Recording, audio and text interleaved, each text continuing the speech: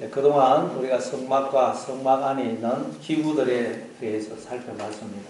이제 성막 안에 있는 기구들 중에서 살펴보지 않은 것이 둘 있는데, 그게 바로 성막들에 있는 물두명, 그리고 성막 안에 있는 분향단입니다. 근데 이제 성경은 거기에 대해서 설명을 하지 않고 이제 제사장에 대해서 말씀을 합니다. 28장에서는 제사장이 입는 옷에 대해서 말씀하고 29장에서는 제사장의 위임식에 대해서 말씀을 하고 있습니다. 제사장은 성막에서 봉사하는 자로 하나님과 백성 사이를 중재하는 역할을 하는 사람입니다. 백성들의 죄를 들고 하나님 앞에 가서 죄 사함을 받아내고 또 하나님으로부터 은혜와 사랑과 복을 받아서 백성들에게 나누어 주는 자입니다. 그래서 이스라엘 나라에서는 제사장이 없으면 안 됩니다. 제사장이 없으면 하나님 앞에 나아갈 수가 없고 하나님과의 관계가 단절됩니다. 하나님으로부터 모든 은혜와 생명과 복이 단절이 됩니다. 그래서 제사장만큼 중요한 역할이 없습니다. 제사장이 없으면 이 성막도 의미가 없어요. 이 성막도 제사장을 위하여 존재하는 것입니다. 이처럼 제사장이 중요해요.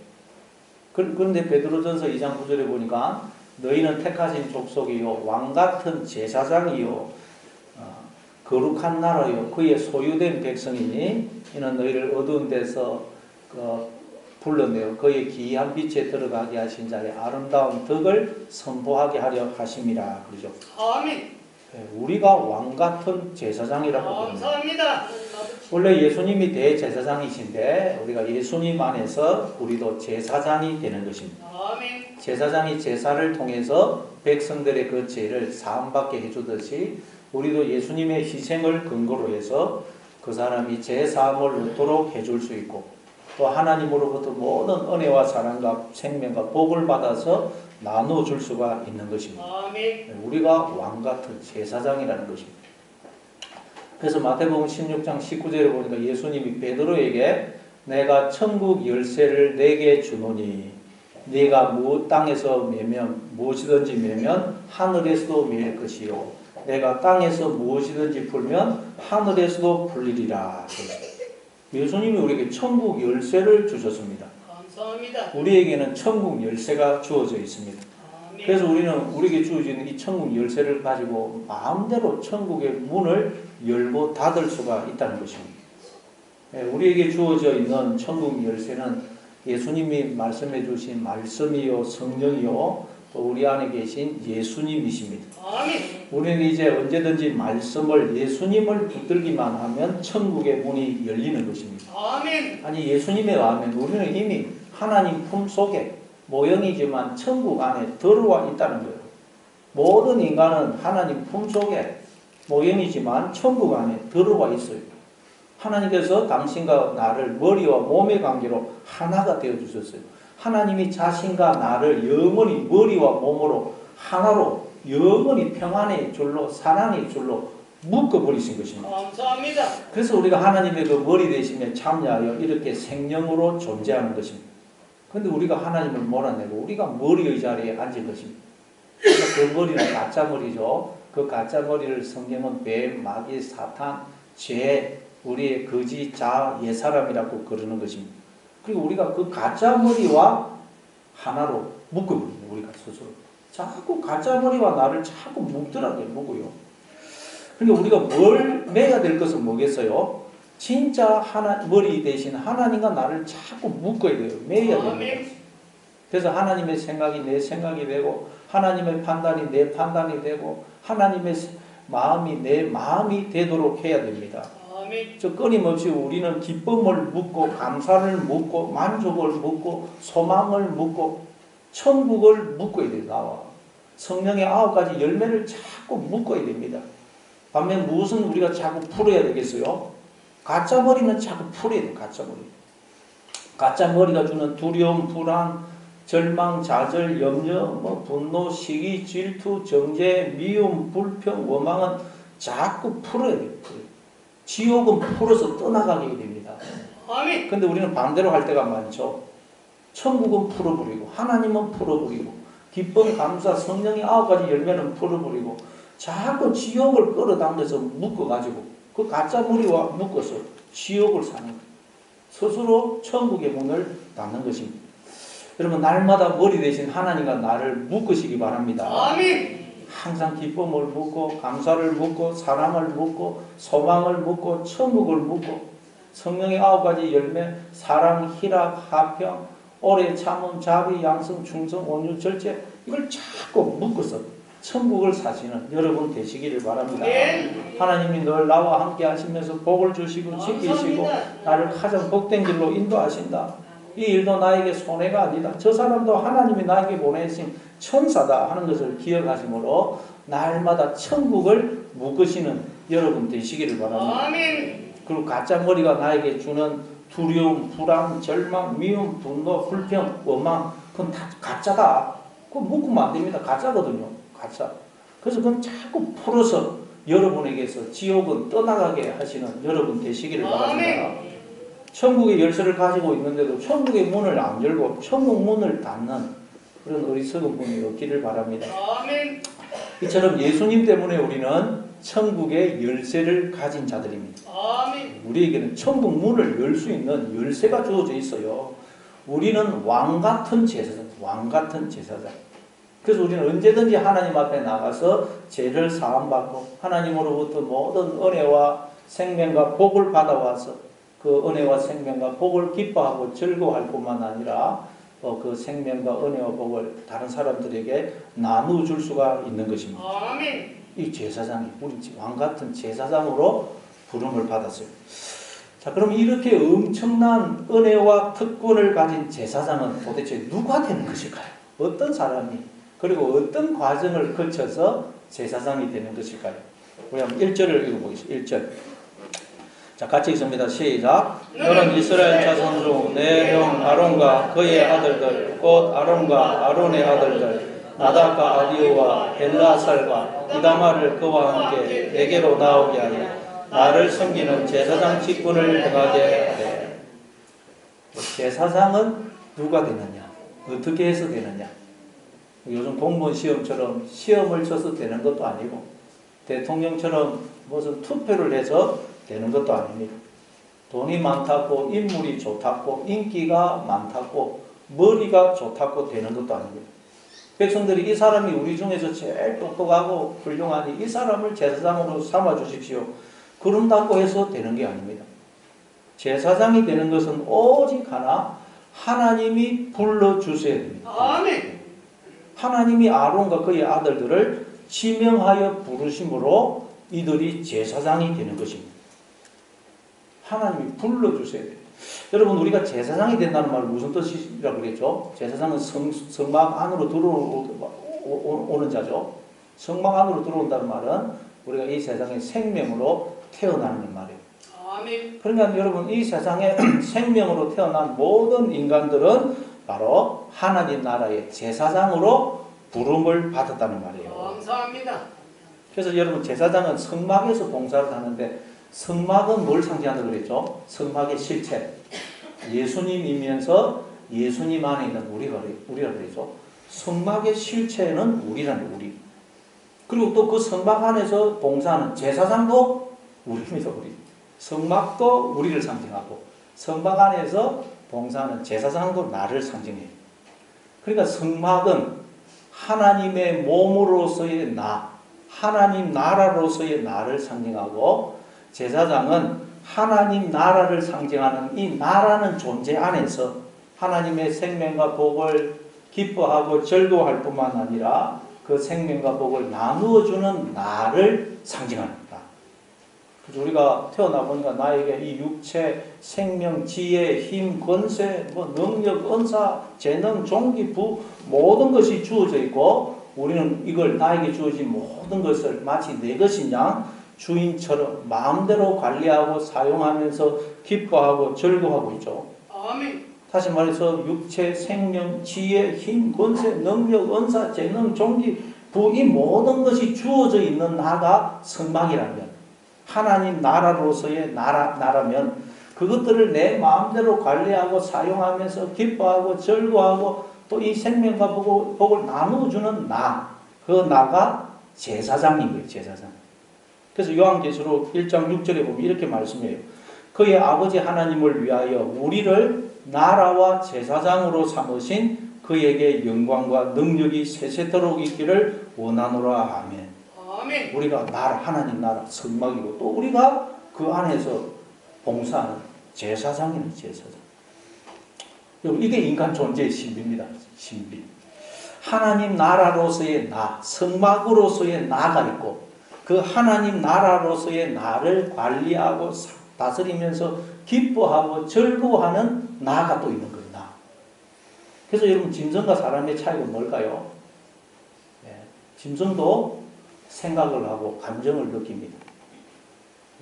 미미하지만 짐승도 생각을 하고 감정을 느끼고 웃고 눈물을 흘려요. 그러면 도대체 짐승과 사람의 차이가 뭘까요? 오랫동안 원숭이를 연구한 학자에 의하면 원숭이도 보니까 생각을 하고 감정을 느끼더라고요.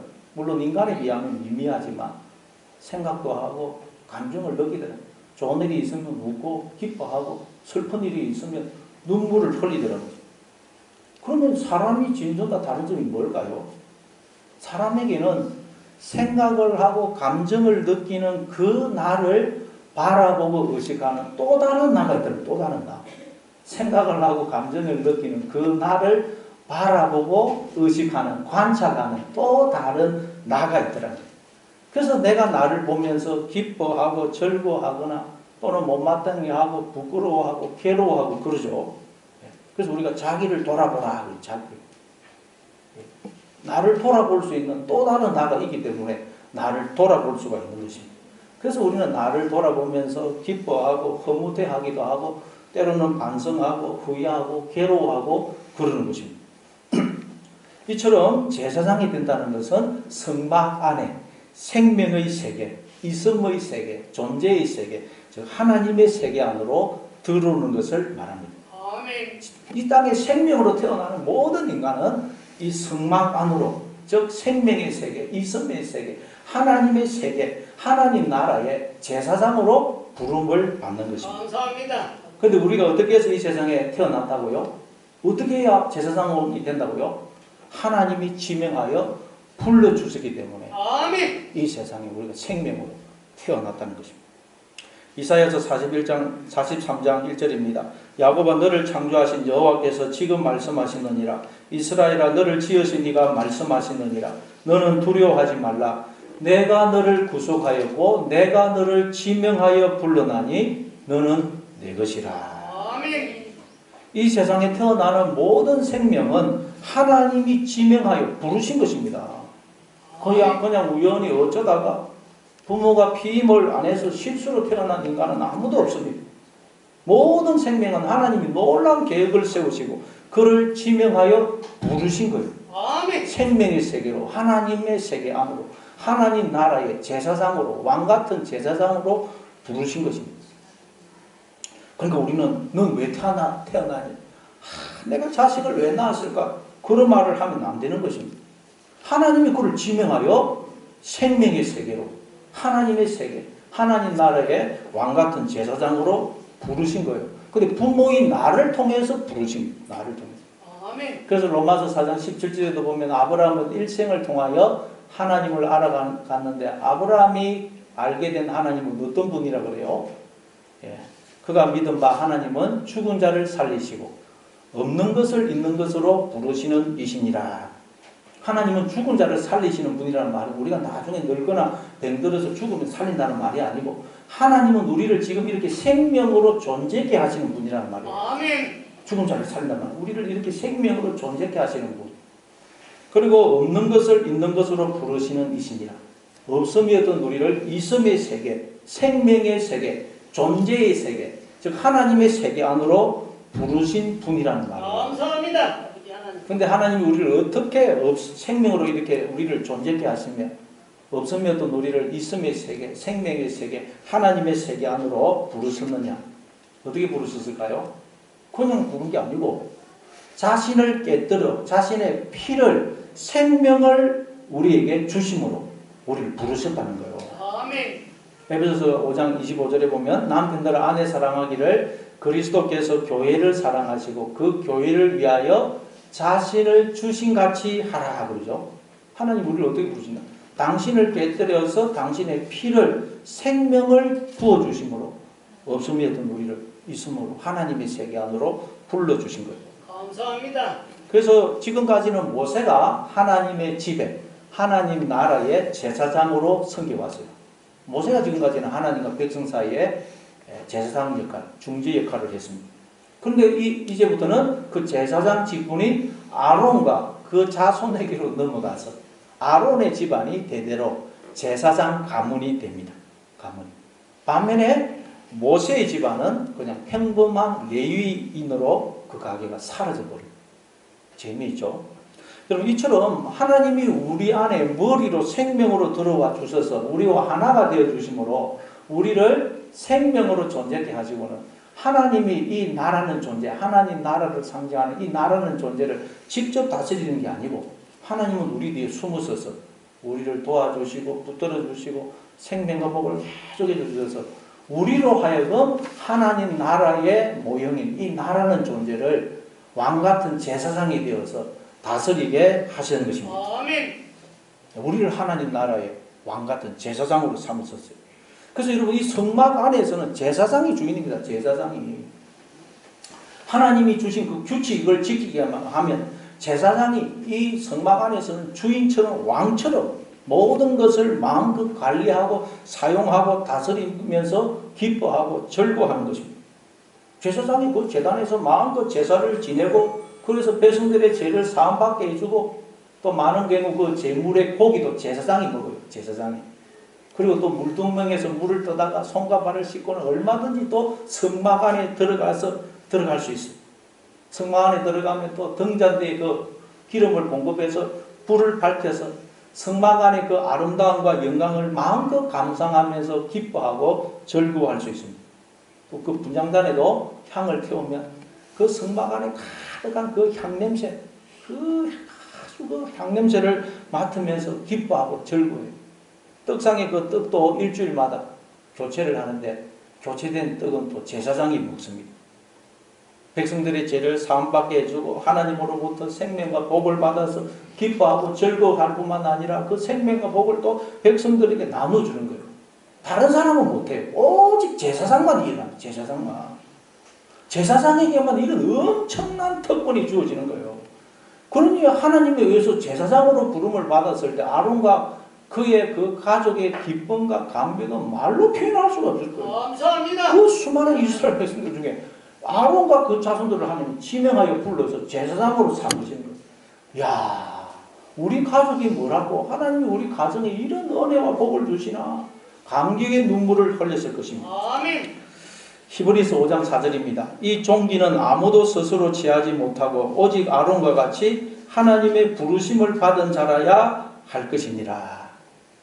여러분 이 세상에 생명으로 태어나는 모든 인간은 하나님 나라의 왕같은 제사장으로 부름을 받은 것이라고 그랬죠. 아멘. 그리고 여러분 이 세상에 생명으로 태어나는 인간은 그냥 태어나는 게 아니라는 거예요.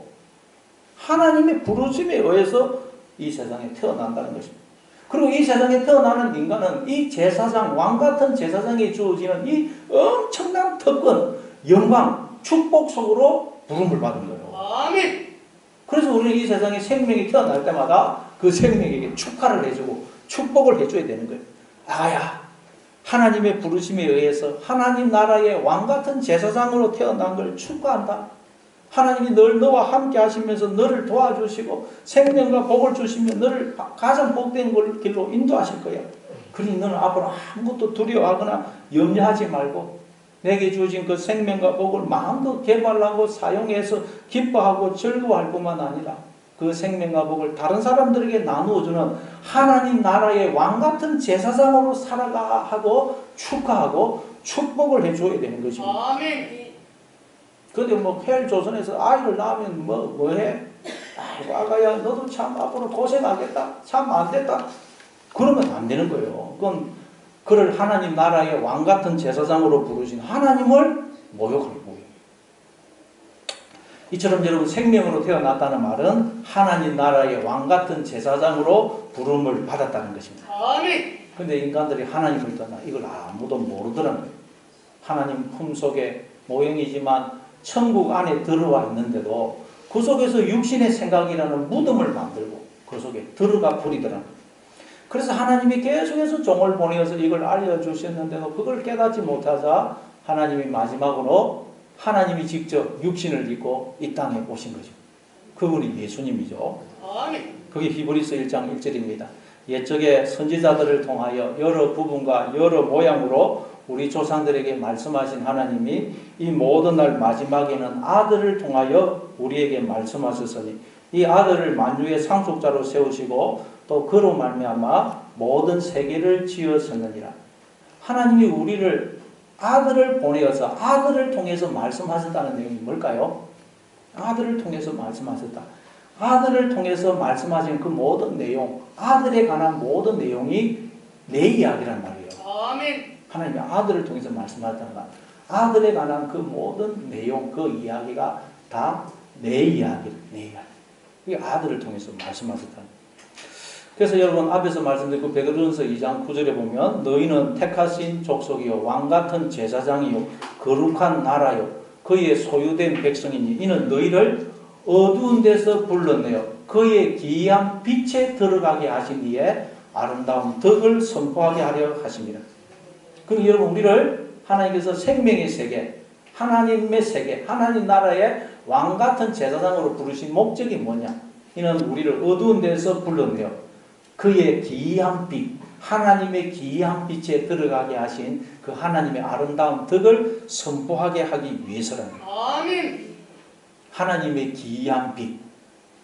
여러분, 하나님의 기이한 빛은 어떤 빛이겠어요? 하나님의 기이한 빛. 제사장만 이 기이한 빛에 참여하는 거예요. 제사장만. 제사장만 여러분 그 성막 안에 들어가서 그 등잔대에 기름을 공급해서 불을 밝히면 그 성막 안은 대부분이 금으로 되어 있다 그러죠. 다 금으로 도금을 했어요. 금으로 되어 있고 또 휘장은 청색, 잡색, 홍색 그리고 그 세마포로 술을 놓았어요. 그래서 이 등잔대에 불을 밝히면 빛이 확 비치면 그 성막 안이 오색 찬란하고 영롱한 빛을 또 반사를 해요. 얼마나 아름다운지 모릅니다. 제사장은 그 기이한 빛에 참여하는 거예요. 그러니까 여러분 하나님의 그 기이한 빛을 그 성막 안의 기이한 빛으로 설명을 하는 거예요. 설명.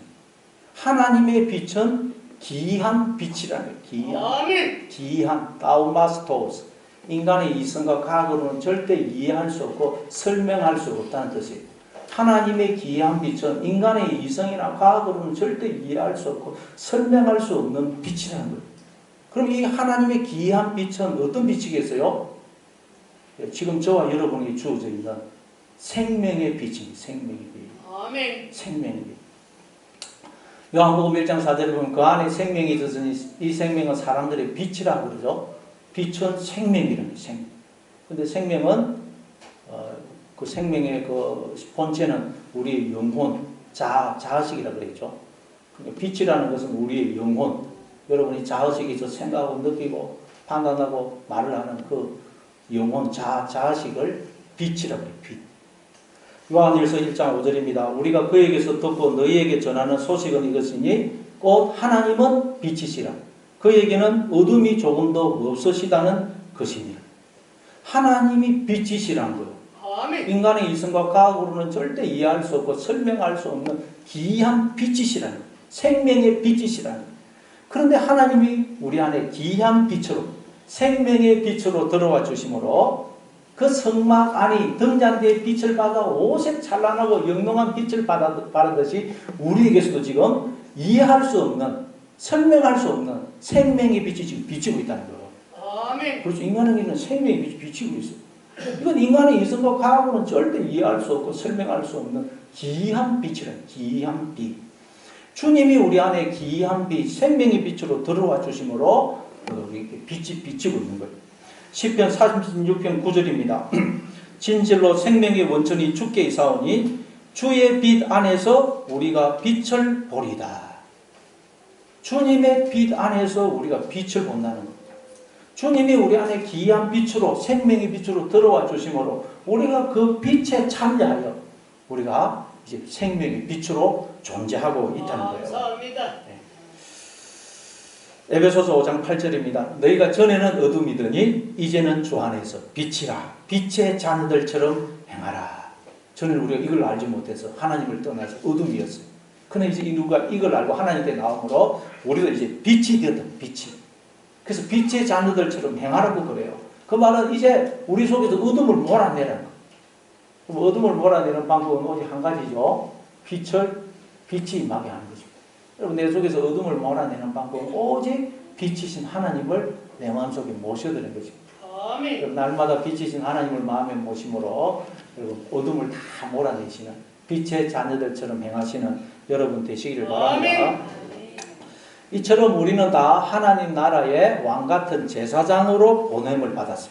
부름을 받았어요.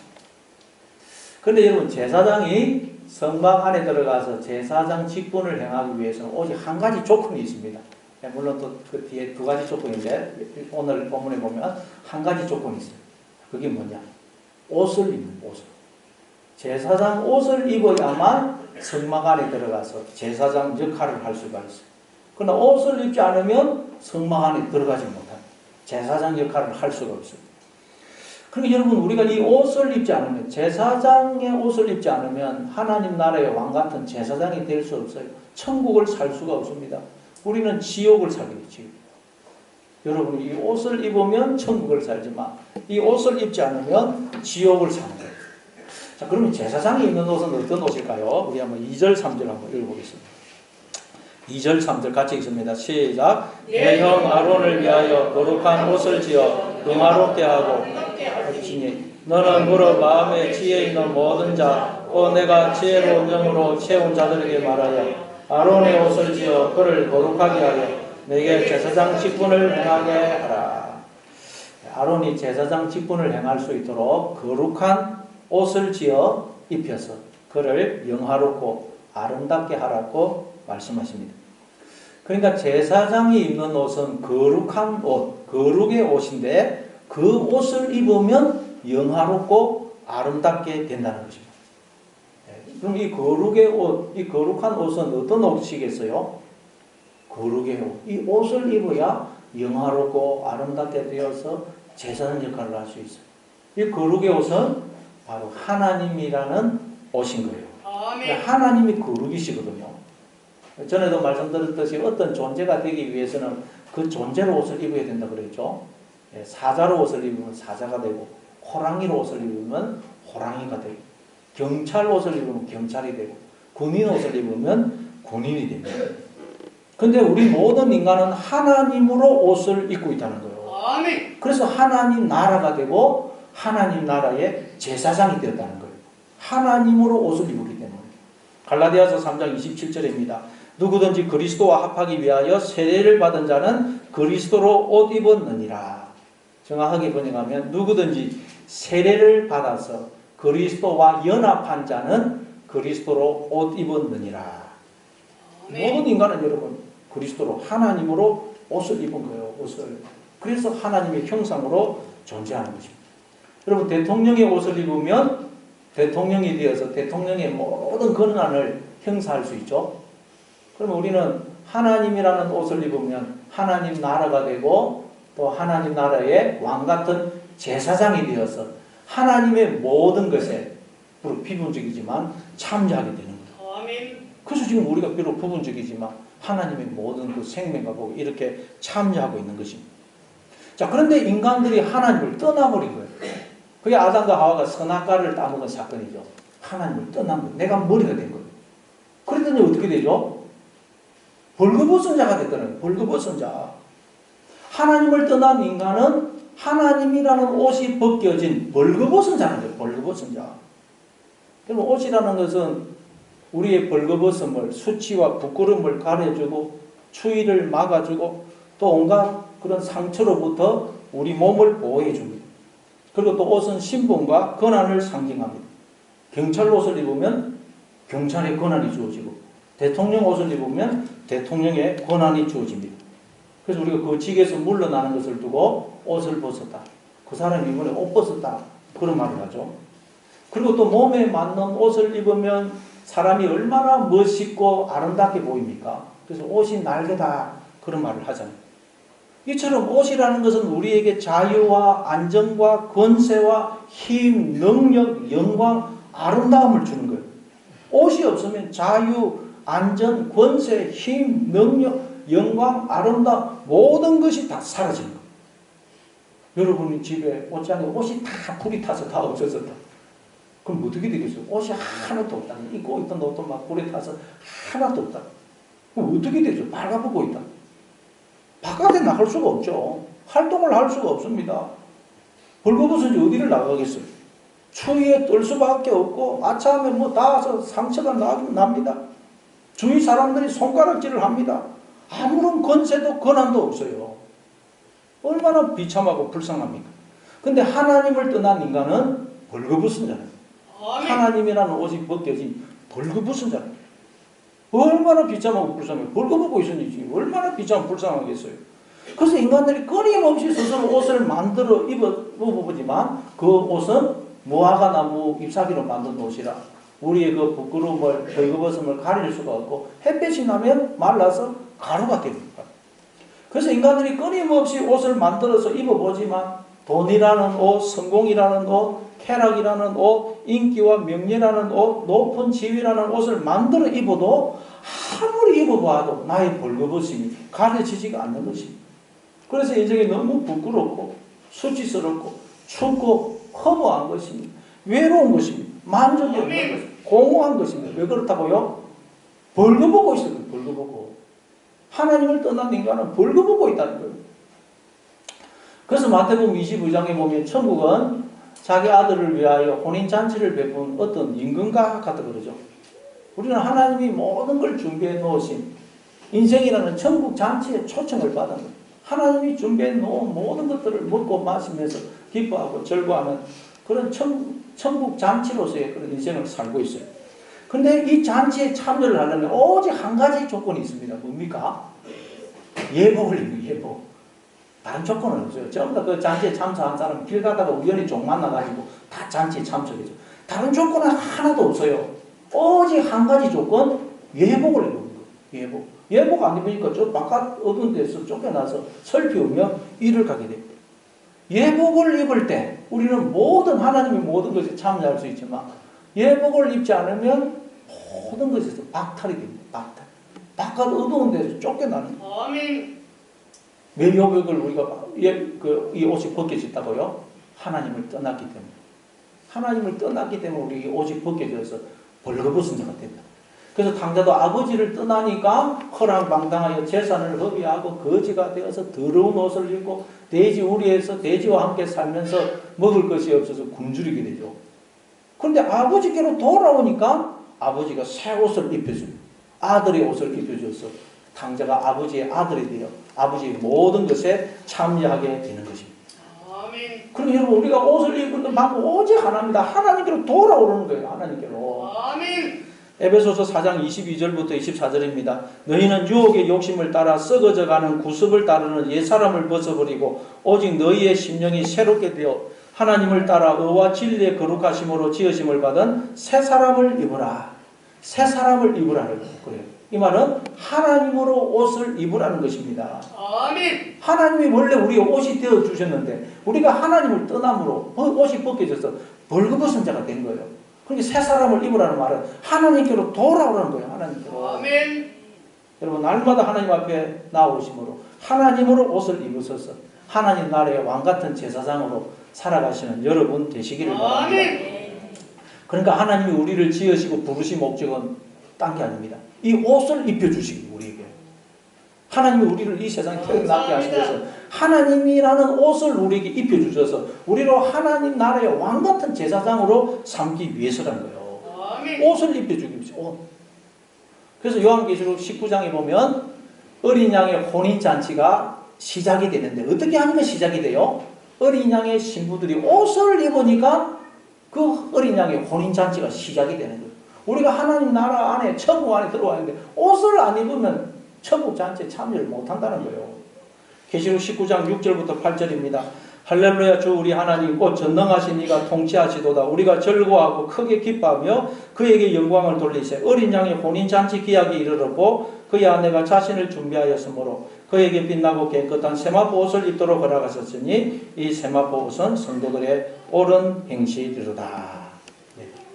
옷을 입으면 잔치가 시작이 되는 거예요. 우리가 하나님 나라 안에 천국 잔치 안에 들어와 있는데 마음으로 하나님을 떠나 옷이 벗겨지면 이 잔치에 참여를 못한다는 것입니다. 여러분 날마다 하나님 앞에 나오시고 하나님을 마음에 오심으로 이 옷을 입으셔서 하나님으로 하면 하나님이라는 옷을 입으셔서 이 천국 잔치에 하나님 나라의 왕 같은 제사장이 되시는 여러분 다 되시기를 바랍니다. 자, 그런데 오늘 본문에 보니까 재미있는 게 이 제사장이 입는 거룩한 옷을 이스라엘 백성들 보고 만들려고 그래요. 3절을 우리 한번 3절 다시 한번 읽어보겠습니다. 3절 있습니다. 시작. 너는 물어 마음에 지혜 있는 모든 자, 곧 내가 지혜로운 영으로 채운 자들에게 말하여 아론의 옷을 지어 그를 거룩하게 하여 내게 제사장 직분을 행하게 하라. 그러니까 여러분 이 아론에게 제사장 옷을 하나님 직접 지어주는 게 아니고 하나님 옷을 지어주시되 사람을 통해서 지어주신다는 거예요. 하나님 우리에게 옷을 주시되 제사장이라는 옷, 하나님이라는 옷을 주시되 사람을 통해서 주시는 사람을. 그래서 우리가 부모님을 통해서 이 세상에 태어나죠. 부모님과 주변의 사람들을 통해서 우리가 또 자라는 거예요. 근데 이 제사장이 입는 옷은 어떤 사람이 지을 수 있다 그래요? 오직 마음에 지혜가 있는 자, 하나님이 지혜로운 영으로 가득 채운 자들만이 이 제사장의 옷을 만들 수가 있다는 거예요. 그러니까 여러분 우리가 마음속에 하나님을 모시고 성령으로 충만할 때 오직 하나님의 생각을 하고 하나님의 말을 하게 될 때만이 우리가 하나님이라는 이 옷을 만들어서 나 스스로도 입을 뿐 아니라 우리의 자녀들에게 주변의 사람들에게도 그 옷을 입혀줄 수가 있다는 것입니다. 아멘. 그러니까 우리는 늘 여러분 하나님의 영으로 충만해야 됩니다. 그 말은 하나님의 생각을 해야 돼요. 하나님의 생각. 하나님의 말을 해야 돼요. 그래서 항상 위로하는 말, 격려하는 말, 칭찬하는 말, 축복하는 말, 살리는 말을 해야 돼요. 아멘. 허물을 덮어주고 그 사람을 품어줘야 됩니다. 그럴 때 우리는 스스로도 또 우리의 자녀나 주변의 사람들로 하여금 하나님이라는 옷을 입혀서 그를 하나님 나라의 왕같은 제사장이 되게 할 수가 있는 것입니다. 그런데 우리가 하나님의 영으로 충만하지 않으면 그냥 하나님 없는 생각을 하고 하나님 없는 말을 하게 되면 스스로도 이 옷이 벗겨져서 벌거벗은 자가 되고 우리의 자녀나 주변의 사람들도 그 옷을 벗기게 됩니다. 벗기게. 날마다 여러분 하나님의 영으로 충만하심으로 즉 하나님의 생각을 하고 하나님의 말을 하심으로 여러분 스스로도 날마다 이 하나님이라는 옷을 입으시고 또 자녀나 주변의 사람들에게도 이 옷을 입혀주시는 여러분 다 되시기를 바랍니다. 그럼 제사장이 입는 옷에는 어떤 것들이 있는지 한번 보겠습니다. 4절 5절 4절 5절 읽습니다. 시작. 그들이 지을 옷은 이러하니 옷 흰빼와 에봇과 겉옷과 반포 속옷과 광과 띠라. 그들이 내 형 아론과 그 아들들을 위하여 거룩한 옷을 지어 아론이 내게 제사장 직분을 행하게 하라. 그들이 쓸 것은 금실과 청색, 자색, 홍색실과 가늘게 꼰 배실입니다. 하나님의 제사장의 옷을 아주 비싸고 또 귀한 재료로 만들라고 하십니다. 금실과 청색, 자색, 홍색실과 가늘게 꼰 배실로 제사장 옷을 만들라고 하십니다. 이건 다 하나님께 속한 것들을 상징합니다. 그러니까 우리는 우리에게 주신 그 하나님이 우리에게 주신 그 은혜와 사랑과 생명과 복, 다 하나님이 주신 거 아닙니까? 아멘. 그 은혜와 사랑과 생명과 복으로 하나님이라는 옷을 만들라는 거예요. 제사장 옷 쭉 종류가 나오는데 맨 안에는 반포 속옷이 있고 또 에봇이 있고 흉패가 있고 또 관이 있고 띠가 있고 또 반바지 속옷이 있어요. 고이라 그러는데 오늘은 그 에봇과 겉옷, 그 반포 속옷과 그다음에 겉옷 그리고 에봇에 대해서만 살펴보도록 하겠습니다. 제사장이 입는 첫 번째 옷은 반포 속옷. 이것은 뭐 여러 조각을 이어서 만드는 게 아니고 통으로 짠 속옷이라는 뜻이에요. 반포 속 통으로 전체가 하나로 되어 있어요. 우리가 속옷 그러면 우리는 뭐 아주 옷이 조그마한 뭐 중요 부위만 가리는 그런 옷으로 생각하지만 이 반포 속옷, 제사장이 입는 반포 속옷은 목까지 오고 손목까지 오고 발목까지 오는 몸 전체를 덮는 속옷이에요. 예수님도 이 속옷을 입으셨죠. 반포 속옷. 자, 그러니까 여러분 반포 속옷을 입으라는 말은 우리는 누구든지 그를 품어주고 그의 허물을 덮어줘야 된다는 말이에요. 아멘. 반포 속옷은 다 우리의 살을 덮는 거예요. 살을. 그의 수치와 부끄러움을 드러내어 지적하고 정죄하면 안 된다는 거예요. 그건 속옷을 벗기는 거예요. 나도 벗고 그 사람도 벗기는 거예요. 여러분 하나님은 우리의 모든 죄와 허물을 덮어주세요. 우리를 무조건적으로 품어주십니다. 아멘. 여러분도 누구든지 그의 허물과 죄를 덮어주시기 바랍니다. 아멘. 이게 여러분 제사장이 입는 옷이에요. 반포 속. 허물을 덮어줘야 돼요. 무조건 품어야 됩니다. 제사장이 입는 두 번째 옷은 겉옷입니다. 겉옷. 겉옷에 대해서는 뒤에 31절부터 35절까지 나오는데 한번 읽어보겠습니다. 뒤에 31절부터 35절 같이 읽겠습니다. 시작. 너는 에봇 받침 겉옷을 전부 청색으로 하되 두 어깨 사이에 머리 들어갈 구멍을 내고 그 주위에 가부깃같이 깃을 짜서 찢어지지 않게 하고 그 가장자리로 돌아가며 청색 자색 홍색 실로 석류를 주놓고 금방울을 간격을 두어 달되 그 옷 가장자리로 돌아가며 한 금방울 한 석류 한 금방울 한 석류가 있게 하라. 아론이 입고 여호와를 섬기러 성소에 들어갈 때와 성소에서 나올 때에 그 소리가 들릴 것이다. 그리하면 그가 죽지 아니하리라. 이 겉옷을 청색으로 만들라고 하시죠. 이 청색도 속옷보다는 조금 길이가 짧지만 발까지 내려오는 크고 헐렁한 옷입니다. 그리고 이 겉옷 가장자리로 청색, 자색, 홍색 실로 석류를 수놓고 일정한 간격으로 금방울을 달았습니다. 그래서 이제 대제사장이 속죄일에 지성소에 들어갈 때 이 소리, 방울에서 소리가 나야 죽지 않을 것이라고 말씀합니다. 그럼 여러분 겉옷을 입는다는 말은 방울 소리를 내는 방울 소리. 방울 소리를 내는 게 겉옷을 입는 거예요. 방울 소리를 내야 돼요. 자 여러분 세례요한은 나는 광야에서 외치는 자의 소리라고 그랬죠. 우리는 다 하나님의 방울 소리라는 거예요. 방울 소리. 우리는 하나님의 소리라는 거예요. 하나님은 우리를 입으로 삼아 소리를 삼아 당신의 그 뜻을 전하기를 원하신다는 거예요. 그래서 우리는 하나님의 소리가 되어 하나님의 말을 해야 돼요. 하나님의 말. 그게 여러분 겉옷을 입는 겉옷을. 그때 우리는 왕같은 제사장이 되는 것입니다. 날마다 하나님의 말을 하시는 여러분 다 되시기를 바랍니다.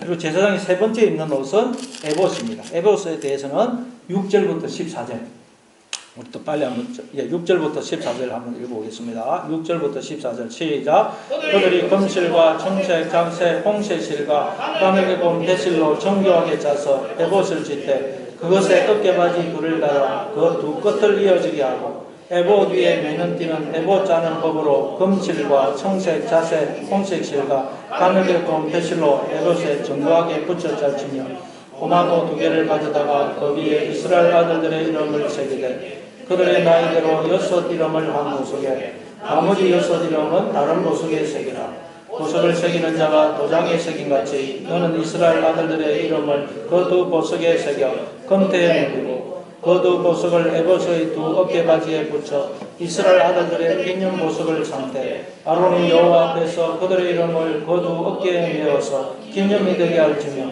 너는 금으로 대를 만들고 순금으로 녹건처럼 두 사슬을 닦고 그 다음 사슬을 겉에 달지니라.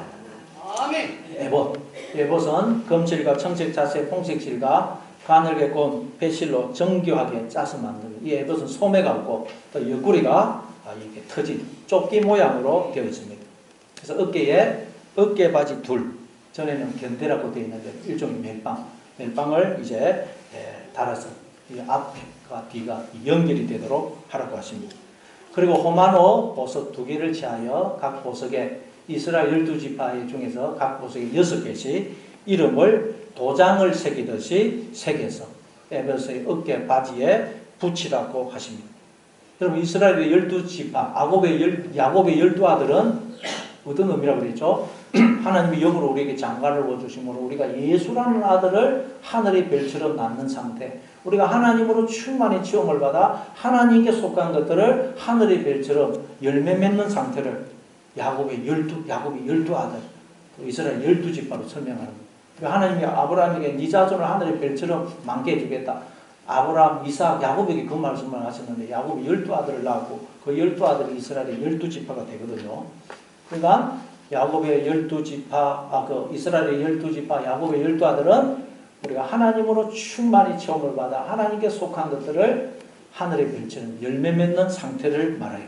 아멘. 그런데 이스라엘 12지파의 이름을 그 호마노라는 보석에 도장을 새기든, 도장을 새기면 절대 지워지지가 않습니다. 글자를 쓰면 지워지지만 도장을 새기듯 새기라는 것. 그럼 이게 무슨 말이에요? 우리는 하나님이 도장이 새기듯 하나님이 새겨진 보석이라는 거예요. 우리 인간은. 아멘. 하나님이 새겨진 보석. 에베소서 1장 13절에 보면 우리는 약속의 성령으로 인치심을 받았다 그러죠. 그 말은 우리는 하나님이 영으로 우리 안에 들어오셔서 마치 도장을 새기듯 우리와 하나가 되어 주심으로 우리가 이렇게 생명으로 존재한다는 거예요. 아멘. 예레미야 31장 31절 이하에도 보면 하나님이 앞으로 우리와 새 언약을 맺으실 것인데 그 새 언약은 하나님의 영을 우리 속에 두고 하나님의 말씀을 우리 마음에 새기겠다 그러죠. 하나님이 영으로 우리 안에 들어오서 도장을 새기듯 우리와 하나가 되어 주심으로 우리가 이렇게 생명으로 존재하는데 그걸 모르고 있기 때문에 하나님이 그걸 우리로 깨닫게 해 주시겠다는 거예요. 감사합니다. 그러니까 인간이란 어떤 존재냐? 하나님이 이름으로 새겨진 보석이라는 거예요. 인간은. 아멘. 하나님이 영으로 이름으로 새겨진 보석. 그게 인간의 존재라는 거예요. 다시 말해 인간은 하나님이 당신의 피를 영을 생명을 쏟아 부어 지으신 하나님의 최고의 작품이라는 거예요. 아멘. 우리가 이 세상에서 가장 가치 있는 것을 보석이라고 그러지 않습니까? 보석. 인간은 그런 존재라는 거예요. 그래서 에베소 2장 10절에 보니까 우리는 그가 만드신 바라 그러죠. 만드신 바, 포이에마, 시, 원래 시, 작품이라는 뜻이에요. 시, 작품. 우리는 하나님의 시고 하나님의 작품이라는 거예요. 여러분 시인들이 시를 어떻게 만듭니까? 작가들이 작품을 어떻게 만듭니까? 그냥 대충 써서 만든 게 아닙니다. 시 하나를 만들기 위해서 때로는 몇 개월, 1년이 넘도록 계속 고치고 좋은 가장 적절한 단어를 생각하기 위해서 또 고치고 좋은 표현을 만들기 위해서 또 수정하고 그래가지고는 더 이상 이것보다 더 이상 좋게 만들 수 없겠구나 생각이 될 때 시 한 편을 내는 것입니다. 작품을 내는 것입니다.